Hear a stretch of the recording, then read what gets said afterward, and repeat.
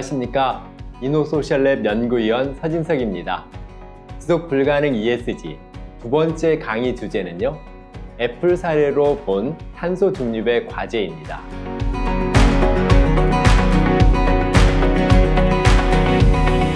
애플은 자본주의 혁신을 이끌어가고 있는 4개 기업의 기수인 가파의 일원이기도 하죠.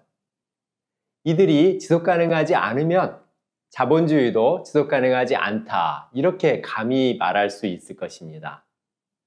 특히 애플은 ESG 관련해서도요, 광폭 커뮤니케이션을 하고 있기도 합니다. 일례로 2023년 9월에 애플은 대자연이라는 동영상을 내놓았는데요. 테이블 중앙에 앉은 대자연과 달리 애플의 최고 경영자는 끝에 겸손하게 앉아 있습니다. 마치 자연 앞에서 겸손하게 자연으로부터 감사받는 듯한 태도를 취합니다.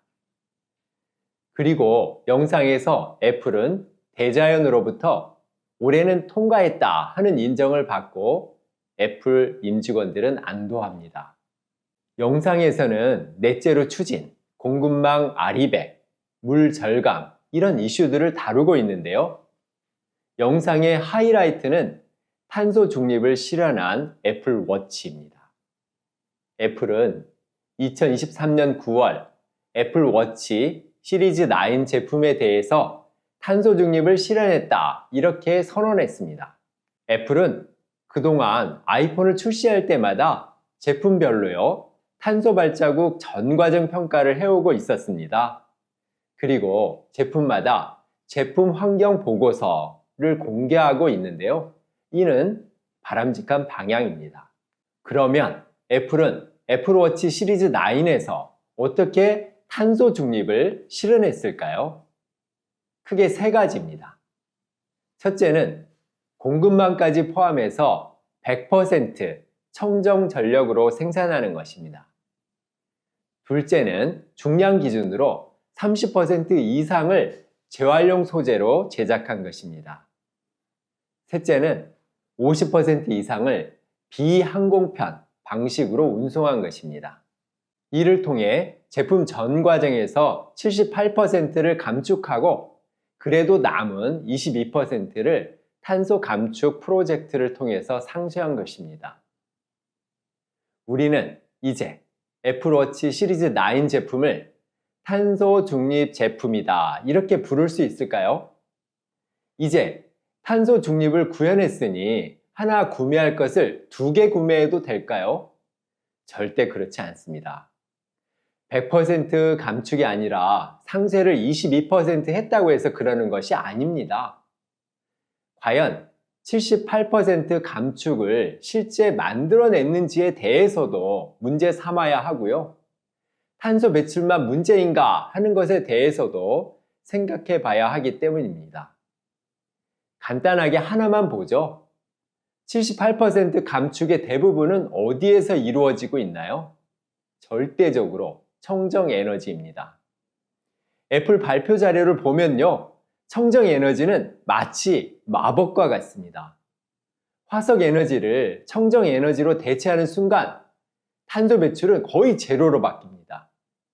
우리 사회 전반이 재생에너지에 대해서는 이런 마법을 부여하고 있습니다. 이에 대해서 한번 고민해 봐야 합니다. 이에 대한 제 의견은 잠시 뒤로 미루고요. 애플이 역점을 두고 있는 정책을 한번 보죠. 애플이 위에서 3가지 방법을 얘기했는데요. 애플이 특히 강조하고 있는 것은 청정 전력과 재활용 소재입니다. 첫째는 공급망에 재활용 소재를 요구하고 있습니다. 애플은 2025년까지 제품 전반에 걸쳐서 재활용 소재를 확대하겠다 하고 선언하고 있습니다. 예를 들어 코발트, 텅스텐, 히토류 원소, 주석 납땜, 금 도금의 100% 재활용 소재를 사용하겠다고 발표했습니다. 둘째는요, 공급망에 탈탄소를 요구하고 있습니다. 대표적으로 공급망 청정 에너지 프로젝트죠. 2016년부터 시행해 오고 있습니다. 애플은 글로벌 공급망에 2030년까지 탈탄소화할 것을 촉구하고 있습니다. 공급업체가 또 이를 실현할 수 있도록 지원 정책도 펼치고 있죠. 현재 공급망 청정에너지 프로젝트에는 320개 이상의 글로벌 제조사가 참여하고 있습니다. 공급망의 전환을 돕기 위해서요, 지금까지 47억 달러의 녹색 채권을 운영하고 있기도 하고요, 청정에너지 아카데미 교육도 지원합니다. 이러한 노력을 경조한 결과 2024년 기준으로요, 글로벌 공급망에서 18기가와트를 재생에너지로 전환시켰습니다. 애플은 이 두 가지 대표적인 정책으로 인해서 애플워치 시리즈 9에 대해서 탄소 중립을 선언할 수 있었습니다. 그러면 이 두 가지 정책과 관련된 이슈에 대해서 하나씩 조금 더 깊이 들어가 보려 합니다. 먼저 재활용 이슈입니다. 애플은 코발트, 텅스텐, 히토류 원소, 주석 납땜, 금 도금에 100% 재활용 소재를 사용하겠다 했는데요, 매우 바람직합니다. 그런데 그러면 다른 대부분의 기업들도 그렇게 할 수 있을까요? 절대 그럴 수 없습니다. 비용 때문만이 아닙니다. 얘기에 앞서 원소 주기율표를 소환해 보겠습니다. 지구상에서 발견된 원소는 지금까지 총 118개입니다. 우리가 만들어내고 있는 성장의 근원들입니다. 이 중 제조업에서 널리 사용하고 있는 금속은 60개입니다. 한 자료를 보면요, 이 중 재활용률이 50%가 넘는 것은 18개입니다. 구리, 아연, 은, 금, 철 이런 금속들이죠. 그러나 대다수인 34개는 재활용률이 1% 미만입니다. 대다수 금속은 재활용이 거의 안 되고 있다는 것이죠. 국제에너지기구 자료는 좀 더 구체적인 수치를 얘기해 주고 있습니다. 금, 백금, 팔라듐, 니켈 이 정도만 재활용률이 50% 이상을 기록하고 있죠. 그나마 은, 구리, 알루미늄, 아연, 코발트는 높은 편입니다. 재생에너지나 스마트폰에 많이 사용하는 금속을 볼까요? 리튬 0.5%밖에 안 됩니다. 히토류 0.2%입니다. 애플은 코발트를 100% 재활용 소재로 사용하겠다 했는데요, 전 세계 코발트 재활용률은 32%에 불과합니다. 물론 특정 기업이 이렇게 앞서 나가면 재활용 산업이 활성화되면서 이런 바람직한 방향으로 갈 수 있을 것입니다. 그러나 재활용 시스템이 개선되지 않는다면 전체 소비량을 감당할 수 없기 때문에요, 결국 새로운 자원 채굴량은 계속 증가해 갈 것입니다. 가장 바람직한 것은 무엇일까요? 재활용률도 높이면서 자체 산업 내에서 순환이 되는 것이고요, 새로운 자원 채굴을 최대한 줄이는 것일 것입니다.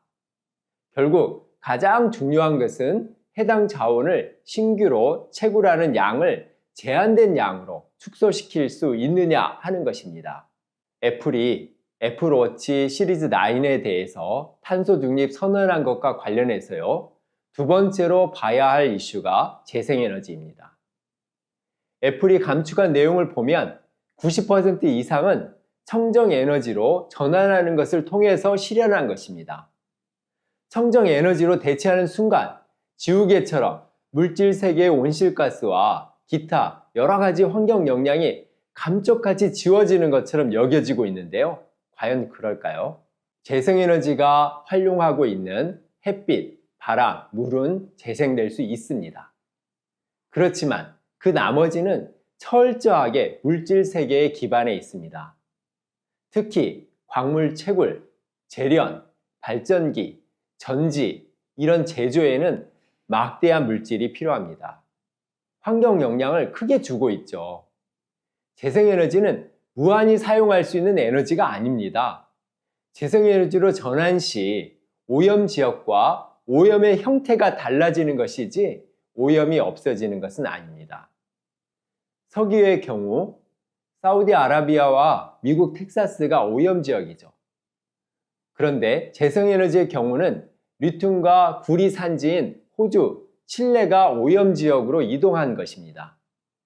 석유의 경우에는 자원 채굴과 온실가스가 환경에 부정적인 영향을 끼치는 형태라면요, 재생에너지의 경우에는 막대한 암석 파괴, 화학 공정, 이런 형태로 나타나고 있는 것입니다. 암석 파괴와 관련된 광석 채굴 내용을 먼저 보겠습니다.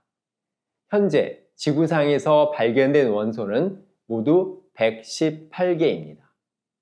이 원소를 우리가 모두 사용하는 것은 아닙니다. 그런데 이 원소 중 사용하는 종류가 급속하게 늘어나고 있습니다. 고대부터 르네상스 시대까지 풍차 등 기기 사용의 인류는 7개의 금속만 사용했습니다. 19세기까지 방적기 등을 이용할 때도요, 인류는 10개의 금속 정도 사용했습니다. 1970년대까지만 해도 크게 늘지 않았습니다. 자동차 등을 만들 때에도요, 20개의 금속 정도를 사용했습니다. 그런데 재생에너지, 스마트폰 등을 사용하는 현재는요, 86개로 크게 늘어났습니다.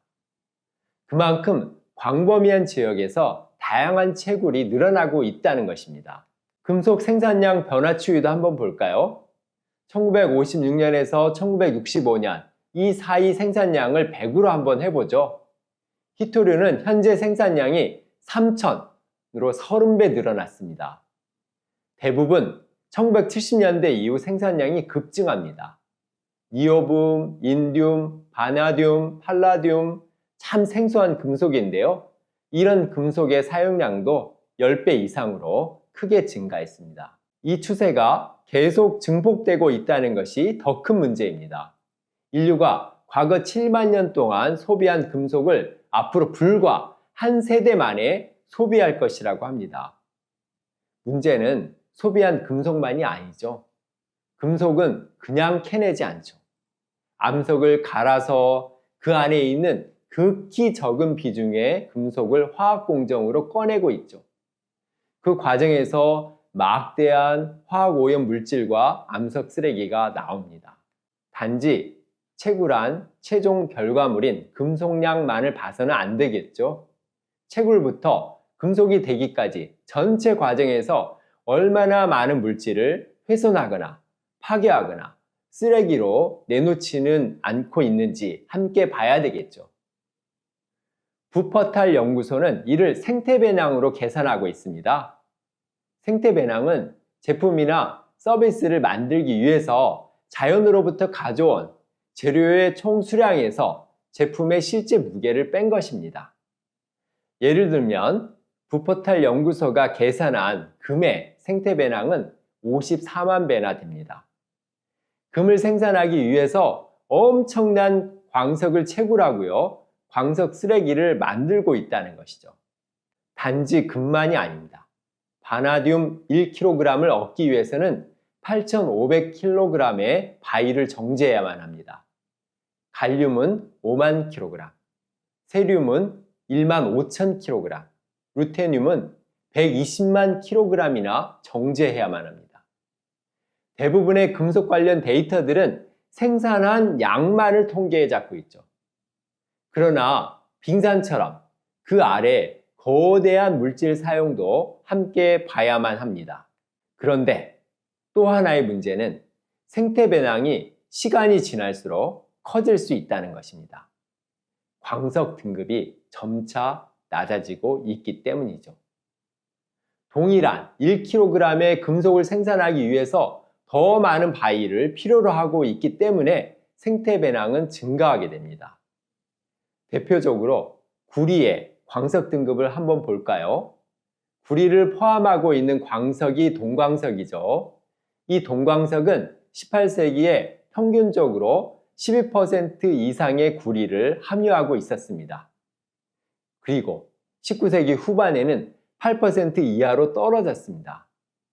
세계 평균을 보면 1900년만 하더라도요, 보통 3%는 넘었습니다. 그러나 현재는요, 1% 이하로 떨어졌습니다. 이는 구리 1kg을 만들기 위해서는 1900년보다 3배나 많은 광석이 필요하다 하는 것입니다.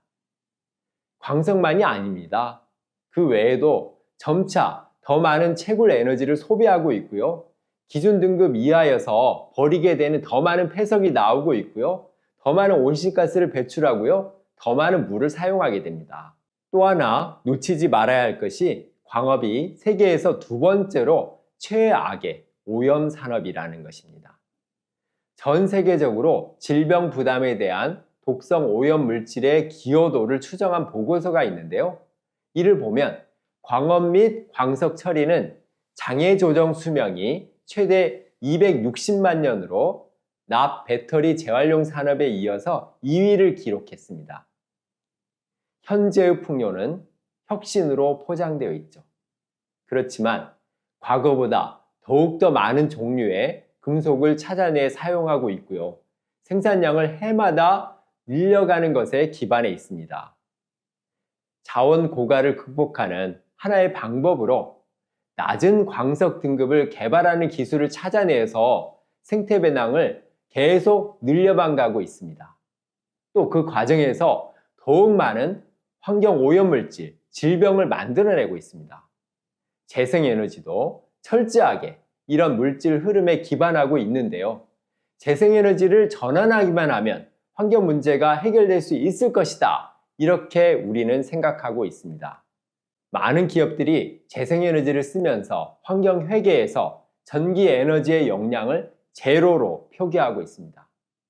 재생에너지를 사용하고 있는 것에 기본적으로 박수를 보내는 것이 응당합니다. 그런데 과연 환경 용량이 제로가 되었는지 이것에 대해서는 생각해 봐야만 합니다. 이 환경 회계를 고쳐야만 합니다. 이 환경 회계는 우리를 착각하게 만들고요. 잘못된 행동으로 유도할 수 있습니다. 온실가스 용량이 제로가 되는 것이 결코 아니고요. 화석 에너지보다 환경 용량이 적다는 것이지 에너지 사용을 계속 늘려도 좋다 하는 면죄부는 아니기 때문입니다.